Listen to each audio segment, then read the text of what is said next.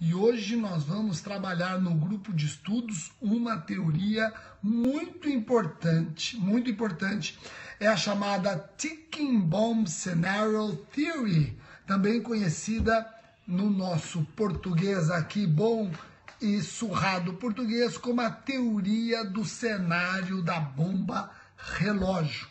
Então, grupo de estudos hoje, Mega, Thunder, Basta, Waster, Super, Triple, diferenciado, difícil e que se cair na prova, aquele que tiver a ideia do que eu vou falar hoje, certamente vai diferenciar sua resposta do concorrente. O MP de Goiás já cobrou essa teoria. O Ministério Público de Goiás já cobrou a teoria do cenário da bomba relógio. Tá ok? Então eu vejo muita gente presente, domingão, e vocês comigo. No final, depois que eu terminar de explicar a teoria do Ticking Bomb Scenario Theory, ou teoria do cenário da bomba relógio, depois que eu terminar, eu quero conversar com vocês um pouquinho a respeito de fracassos. Por quê? Como eu já coloquei no post, muitos alunos ficam me relatando fracassos, como se eu nunca tivesse tido fracasso. Então eu vou me abrir aqui com vocês e vou dizer quais os tombos que eu já levei nessa vida. Aliás, eu coloquei fracassos entre aspas e vocês já vão entender por que eu coloco sempre fracasso entre aspas. Então depois do vídeo, depois que eu gravar a teoria, fiquem antenados que eu vou falar um pouquinho sobre fracasso, testemunho pessoal, o que eu já passei. Porque muitas vezes as pessoas só enxergam as nossas pingas e não os nossos tombos, não é verdade? Então, ó, galera do Periscope, vamos diminuindo as mensagens para não travar. Galera do Facebook, também vamos diminuindo as mensagens para não travar. Se eu somar as duas redes ao vivo, os dois aplicativos, Facebook e o Periscope, já estamos com mais de 1000 pessoas assistindo, tá bom? Então vamos segurar os comentários, vamos lá, vamos segurar os comentários. A teoria que eu resolvi explorar com vocês é a teoria do Ticking Bomb Scenario. Essa é a chamada teoria do cenário da bomba relógio. Como é que eu posso definir essa teoria? Galera do Facebook, galera do Periscope, como é que eu posso definir essa teoria? Vejam, eu até anotei aqui para vocês, essa teoria é uma formulação que visa, por meio da tortura de suspeitos de conhecer ou integrar planos de ataques terroristas, a obtenção pelo Estado de informações específicas e essenciais em prol da resolução de uma situação extrema que põe em perigo a vida de um grande número de pessoas. Trata-se, em apertada síntese, de uma técnica de caráter de emergência que objetiva prevenir e combater atos terroristas iminentes, desativando o cenário de bomba relógio. Esse é um conceito bastante denso, complexo, a respeito dessa teoria. Para você entendê-la bem, eu vou repetir o conceito e aí eu vou dar um exemplo e a gente parte do exemplo. Pode ser? Então, olha só, vou repetir o conceito, hein? Essa teoria é uma formulação que visa, por meio da tortura de suspeitos de conhecer ou integrar planos de ataques terroristas, a obtenção pelo Estado de informações específicas e essenciais em prol da resolução de uma situação extrema que põe em perigo a vida de um grande número de pessoas. Em apertada síntese, é uma técnica de caráter de emergência que objetiva prevenir ou combater atos terroristas, desativando o cenário da bomba relógio. Então vamos para o exemplo? Olha o exemplo que interessante. Olha o exemplo. Chega ao conhecimento das autoridades de que existe uma bomba colocada num shopping center por um grupo terrorista que visa com aquela bomba causar o terror. Aquela bomba está lá colocada no shopping e vai ser acionada em breve, num prazo iminente. E um suspeito está preso. E a autoridade precisa da colaboração desse preso para conseguir desativar essa bomba. Sem a colaboração desse preso, não haverá tempo hábil para a autoridade conseguir salvar as milhares de vidas nesse shopping. O preso se recusa a colaborar, o suspeito se recusa a colaborar. Será que nesse caso está tolerada, permitida ou, segundo alguns, até incentivada a tortura do suspeito para se salvar milhares de vidas? Pessoal, é exatamente neste cenário que recai a teoria da bomba relógio que nós estamos estudando. Devemos aqui relativizar a proibição da tortura como um respeito máximo aos direitos humanos? Vejam, para você poder trabalhar a teoria, do cenário da bomba relógio, e não estou dizendo para admitir essa teoria, ainda que seja para criticá-la. Só é possível você discuti-la se presentes 10 pressupostos. Então, não estou dizendo que se estiverem presentes esses 10 pressupostos, eu vou relativizar o direito fundamental à não tortura. Eu estou dizendo que se estiver presente esse rol de pressupostos, eu começo a discutir a teoria do cenário da bomba relógio. Quais são os pressupostos? Preste atenção. Primeiro pressuposto: é imprescindível um plano de ataque específico, certo e determinado.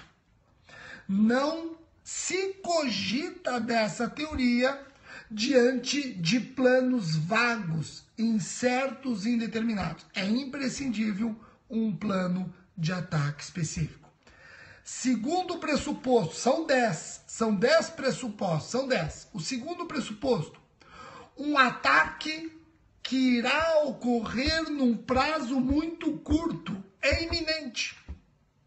Então eu estou diante de um ataque iminente. 3. Esse ataque coloca em risco um número indeterminado e expressivo de pessoas. Número expressivo de pessoas. Coloca em risco a vida de um número expressivo de pessoas. Então vamos recordar por enquanto os 3 primeiros pressupostos.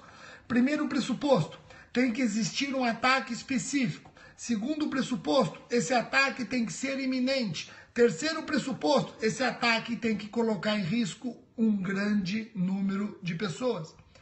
Quarto pressuposto: a pessoa sob custódia do Estado está envolvida direto ou indiretamente no ataque. A pessoa sob custódia do Estado está envolvida direto ou indiretamente no ataque. A pessoa sob custódia tem informações que impedirão o ataque. Essa pessoa tem informações que impedirão o ataque. Sexto pressuposto: torturando a pessoa se obtém a informação para evitar o ataque, ou seja, utilidade. Sétimo pressuposto: não existe outro meio seguro e eficaz para obter as informações a tempo. Não existe outro meio de conseguir as informações a tempo. Inevitabilidade. Oitavo pressuposto: nenhuma outra ação poderia ser tomada para impedir o ataque. Esse oitavo pressuposto, ele está umbilicalmente ligado ao sétimo. Nono pressuposto: a motivação do torturador é apenas e tão somente conseguir as informações com a genuína intenção de salvar vidas e nada mais. Repito, A motivação do torturador é apenas conseguir informações com a genuína intenção de salvar vidas e nada mais. 10º pressuposto. É uma situação isolada que não se repetirá com frequência. Esses são os pressupostos que acabam permitindo um campo fértil para se discutir essa teoria. E aqueles que, diante desse cenário, com 10 pressupostos, admitem a tortura do suspeito, legitimam essa tortura com fundamento, no estado de necessidade. Tem gente que defende a teoria do ticking bomb e diz que ela configura um caso de estado de necessidade.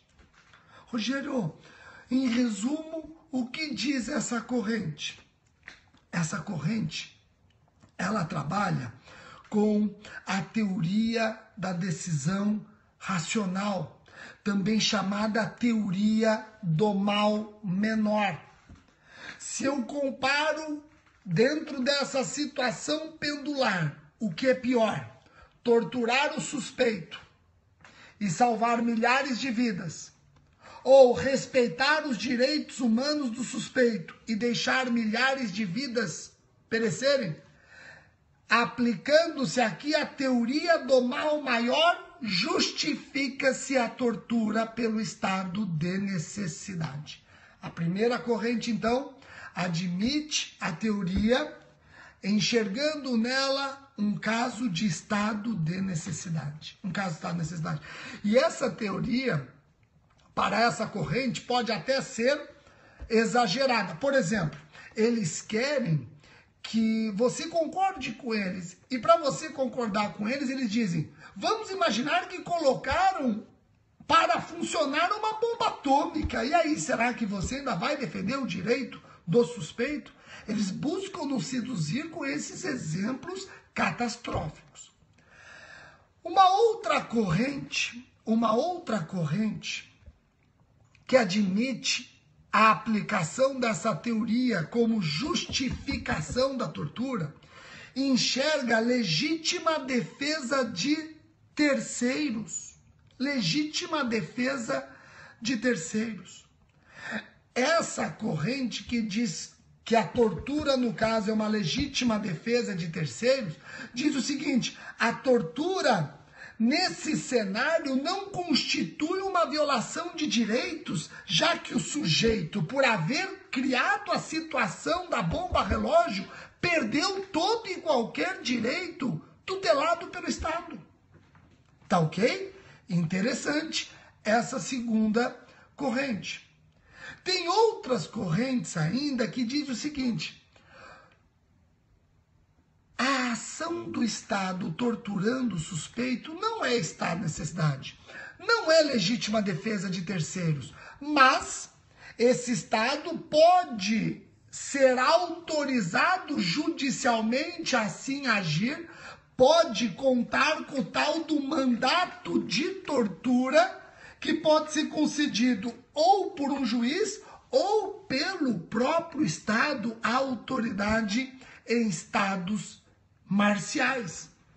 Então a pessoa, quando tortura o suspeito para salvar milhares de vidas num shopping, não está agindo em estado de necessidade, não está agindo em legítima defesa de terceiro. Ele deve contar com uma autorização ou do juiz, Estado juiz, ou do próprio Estado marcial. E aí ele ganha um mandato de tortura.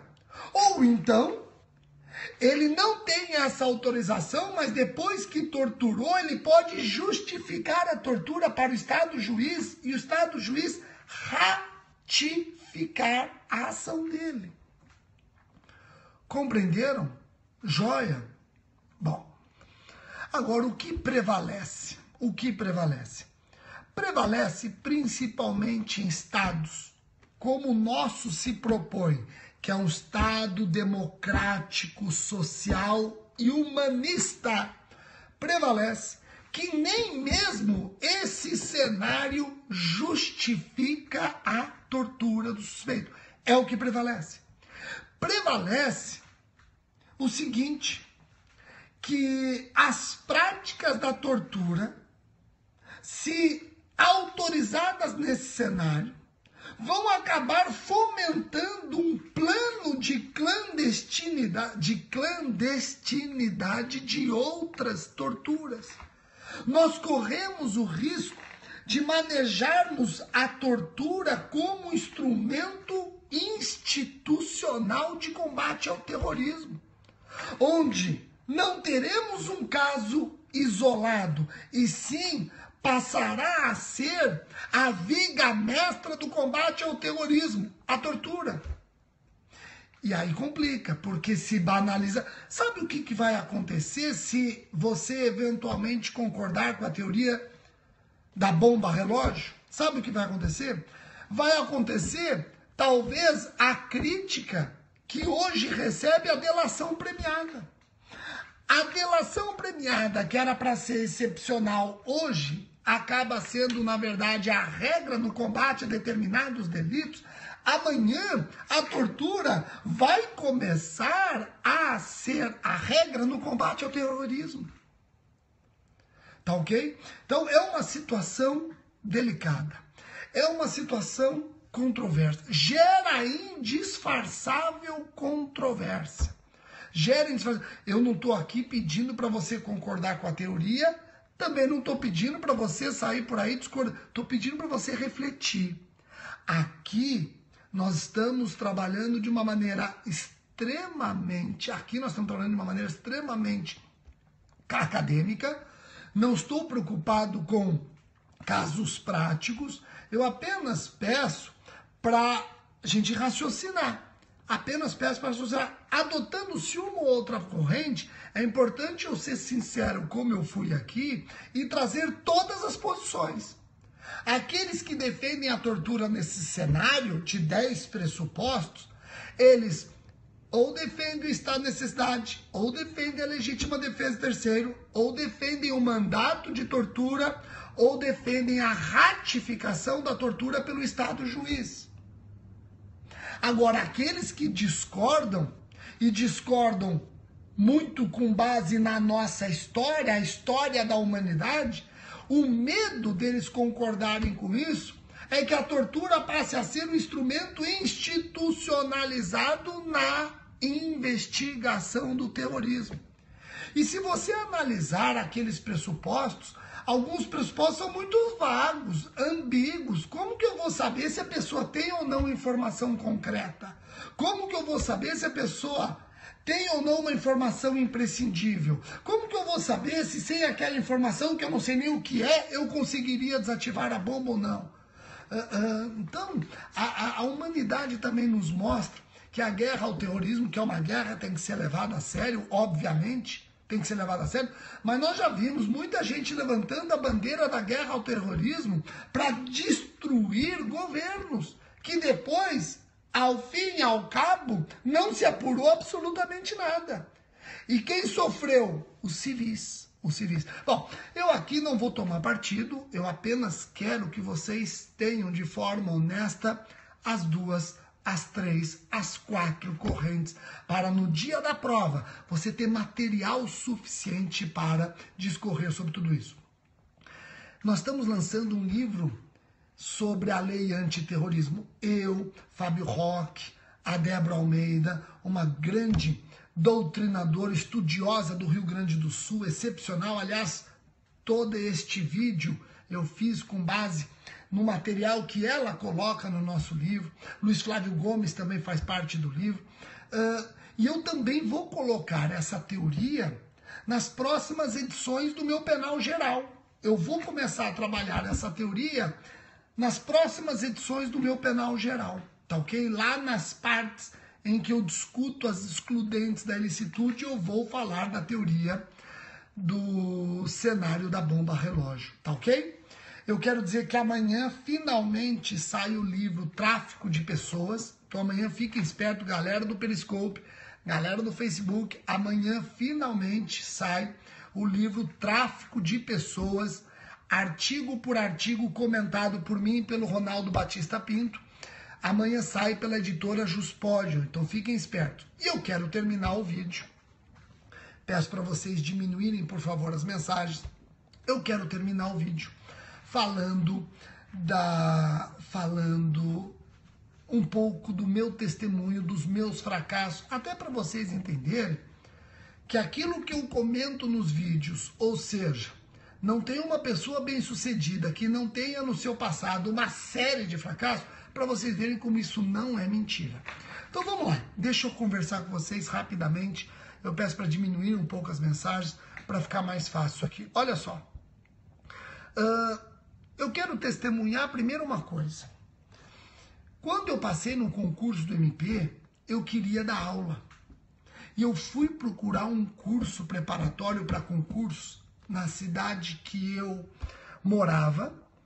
E a dona simplesmente falou para mim que não haveria oportunidade nem espaço para mim, porque o professor já era um professor antigo, com muito respeito dos alunos, e que ela não queria contrariá-lo. Então ia ser muito difícil uma pessoa jovem como eu conseguir espaço logo em cursos preparatórios para concurso. Me disse ela. E outra coisa, muitos alunos que vão estar assistindo aula, talvez sejam mais velhos que você. E eu não quero um professor muito novo dando aula, principalmente para alunos mais velhos. Tunga, fechou a porta. Eu não desanimei. Continuei correndo atrás de uma oportunidade para dar aula em curso preparatório para concurso. E foi aí que eu me transferi para Santa Rosa de Viterbo. E alguns alunos talvez já tenham sido meus alunos naquela época. Eu fui convidado por um dos sócios para dar aula num curso que estava nascendo em Ribeirão Preto, chamado SEAD. No entanto, o SEAD, ele tinha 5 sócios. Eu fui convidado por um sócio. Quando os outros 4 me conheceram, os 4 não concordaram que eu desse aula. Falaram, não. Ele nunca deu aula em cursinho, ele é muito novo, queremos uma pessoa, ainda mais de direito penal. Vem esse moleque aqui dar aula de direito penal, 25 anos. Não queremos. Esse dono que me convidou insistiu com os outros que me desse uma oportunidade. E o nome dele é Ronaldo Batista Pinto, é quem escreve os livros Lei Maria da Penha comigo, Crime Organizado comigo, Tribunal do Júri, Estatuto da Pessoa com Deficiência e agora o Tráfico de Pessoas. O Ronaldo me falou, não, eu insisto, ele vai dar aula. Eu aposto minhas fichas nele. E a primeira aula que eu dei no SEAD, na sala de aula, tinham 3 alunos. 3 alunos. Imagine uma sala de aula com 3 alunos. Sendo que um aluno não tinha feito a matrícula, ele estava lá para conhecer o curso. Só um aluno fez a matrícula e a terceira aluna, na verdade, era a esposa de um professor que ia dar aula naquele curso. Então, em resumo, eu estava dando aula para um aluno. E eu dei aula com o mesmo afinco que hoje eu dou para milhares de alunos. Bom, comecei a dar aula. Claro, de tanto insistir, a gente acaba trombando com a sorte. Muitos acham que a sorte vem rapidamente. Vem, se você insiste, você vai trombar com ela. Mais cedo ou mais tarde, você tromba com a sorte. E eu trombei com a sorte. Aí eu comecei a escrever. Quero publicar um livro. O primeiro livro que eu terminei foi um livro onde eu trabalhava crimes contra a administração pública praticados por funcionários públicos. Crimes funcionais. E eu mandei esse projeto para a editora Saraiva. Em menos de 2 semanas, a editora Saraiva me devolveu dizendo que não tinha interesse na publicação desse livro, porque ela não enxergava mercado para um livro específico de crimes funcionais. Eu não desanimei. Eu continuei com o projeto. Eu melhorei o livro. Aliás, a editora Saraiva fez várias críticas construtivas. Eu recebi todas. Aprimorei a obra. E aí encaminhei para a editora Juspódio, que publicou esse livro. Foi o meu primeiro livro, Crimes Funcionais. Foi um livro que em 1 ano vendeu 5.000 exemplares e a editora Saraiva recusou. Curiosamente, 24 meses depois, eu recebo uma carta da editora Saraiva perguntando se eu iria ou não reapresentar esse livro para a editora. E isso, obviamente, não aconteceu. Eu continuei com a editora Juspónio. Vejam, eu comecei dando aula em Ribeirão Preto, nesse curso pequeno que foi crescendo, até que o Luiz Flávio Gomes teve que fazer uma cirurgia na garganta. E ele precisava de alguém para dar 2 aulas no curso que ele tinha inaugurado. O curso satelitário LFG. Estão lembrados disso? O Luiz Flávio falou, eu preciso de alguém para dar 2 aulas para mim. E me convidaram. Rogério, você quer dar aula lá? São 2 aulas só para cobrir o Luiz Flávio enquanto ele faz uma operação na garganta. Falei, quero. E eu prometo uma coisa, eu vou dar as 2 melhores aulas da minha vida. Ainda que eu tenha que dar só 2 aulas, eu vou aproveitar e vou dar as 2 melhores aulas da minha vida. Depois que eu dei as 2 aulas, o Luiz Flávio me ligou e falou, você não vai sair, nós vamos dividir as aulas. Você vai ficar com penal especial, eu vou ficar com penal geral. Pronto. E aí, aos poucos, eu fui conquistando os meus passos dentro do ensino. Interessante que o primeiro convite que eu tive para dar aula fora do estado de São Paulo foi em Salvador, num curso presencial que tinha muito famoso.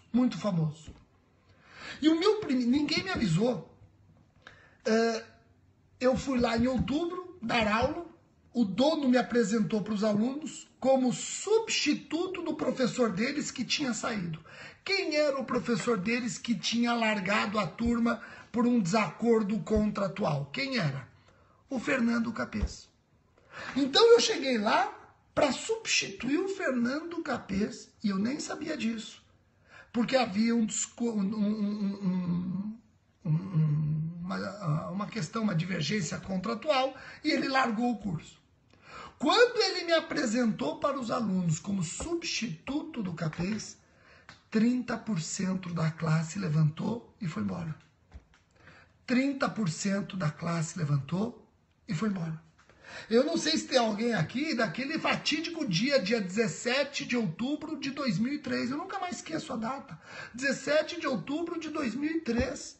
Eu não esqueço a data. Eu vi 30% da classe levantando e indo embora, não querendo ter aula comigo. Falei, quem é ele vir até aqui dar aula pra gente, achando que pode substituir o Fernando Capês? E eu pensei o seguinte, eu não vou substituir o Fernando Capês do modo como eles imaginam, eu vou substituir do meu modo. Eu não tenho como imitar o Fernando Capês, cada um tem o seu estilo. Eu vou explicar qual é o meu estilo e eu vou tentar reconquistar essa turma. E foi o que aconteceu e eu fiquei nesse curso anos e anos dando aula. Pessoal, com isso, aqui estão dizendo que eles foram mal educados, levantaram e saíram. Eu achei estranho, mas depois até compreendi, porque o curso não avisou que o Fernando Capês estava deixando. Não avisou, eles pagavam caro aquele curso. Eu até entendi o protesto. Não faria o mesmo, mas entendi, respeito o protesto. Talvez a falha tenha sido do curso, que não preparou direitinho o campo para sair o Fernando Capês e chegar um desconhecido. Tá ok? Então eu até entendo a reação dos alunos. Entendo. Posso não concordar, mas entendo. O que eu fiz, eu fiquei com aquela imagem dos alunos saindo, fiquei com aquela imagem e transformei tudo isso em força, em estímulo para dar as melhores aulas da minha vida. Reparem que eu encerro esse vídeo demonstrando para vocês o seguinte. Tudo o que eu venho conquistando tem sempre um desafio no meio. Tem sempre um obstáculo. E é a força de querer fazer vencer o obstáculo que te faz continuar caminhando. Todo obstáculo eu encaro como uma cenourinha, eu vou atrás e vou conseguir vencer esse obstáculo. Mas eu não me iludo achando que outros obstáculos não aparecerão. Vão aparecer outros obstáculos. A única coisa que não pode desaparecer é a minha força de vontade. Essa é a única coisa que não pode desaparecer. Os obstáculos podem continuar vindo. Se eu tenho força de vontade, se eu tenho convicção de que eu vou vencê-lo, se eu acredito no meu potencial, pode vir o obstáculo que vier. Eu vou vencê-los. Pode demorar mais ou menos, mas eu vou vencer. O que não pode faltar é ânimo. O que não pode faltar é ânimo. Eu continuo acreditando em mim até o final. Continuo acreditando em mim até o final. Tá ok? Então, eu encerro esse vídeo. Espero ter contribuído não só com a teoria do ticking bomb scenario, mas também essa última parte onde eu testemunho que fracasso, na verdade não é fracasso. Fracasso, se bem interpretado, é sinal para o sucesso. Vamos interpretar direitinho aqueles sinais que aparecem no nosso dia a dia. Vamos interpretar. Vamos ver se ele não está dizendo que a porta que você bate não é a porta correta. Tá ok? Muitíssimo obrigado pela atenção de todos. Uma ótima semana e amanhã eu publico nas redes sociais o link para o meu livro Tráfico de Pessoas. Abraço, pessoal. Tchau, tchau.